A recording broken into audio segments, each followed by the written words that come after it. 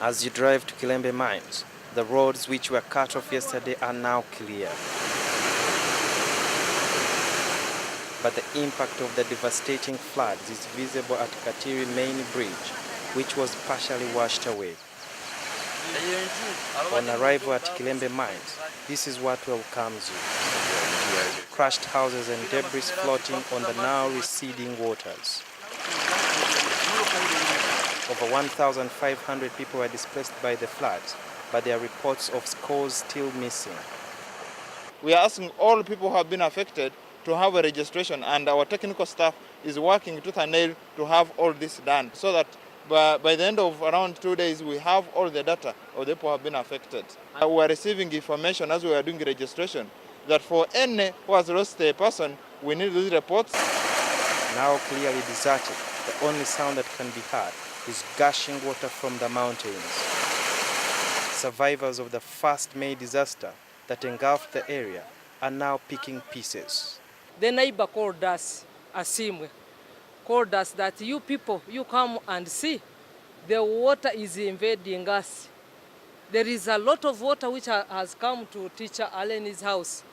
So we rushed there. To reach there, we saw a lot of water coming. There is no way how I can explain that water. These collapsing homes have endured the conditions in the area since the colonial times. Other people thought that maybe those shops were built in bricks, they could not go. There are still gallons of water flowing down the slopes of Mount Rwenzori, pouring into River Nyamwamba that cuts through Kilembe mine areas. The water, as you can see, is fast moving and still raging. And there are fears that if the rains do not stop pouring, so many lives in this area remain at risk. Just a kilometer from Kilembe towards the mountains is Kanduchi Bridge, which was washed away. It served as the only access route to over 500 homes. Several people are said to be stranded there, waiting for the waters to subside. What we are proposing is the engineering departments sit down urgently, both district and the center. We are going to send here our support from UPDF to design a way of forcing that water to go back to the original position where it was supposed to pass.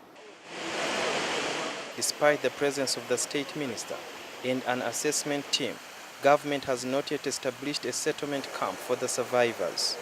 I am seeing us going there because from meteorology, there is every indication that this mountain is going to continue being pounded by rains for the next month or two. We mobilize the people within the communities that are in safe places to accommodate those who are already displaced.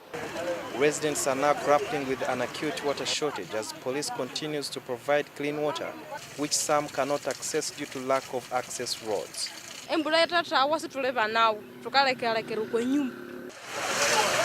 As survivors try to cope up with the still looming disaster, many say their future remains uncertain.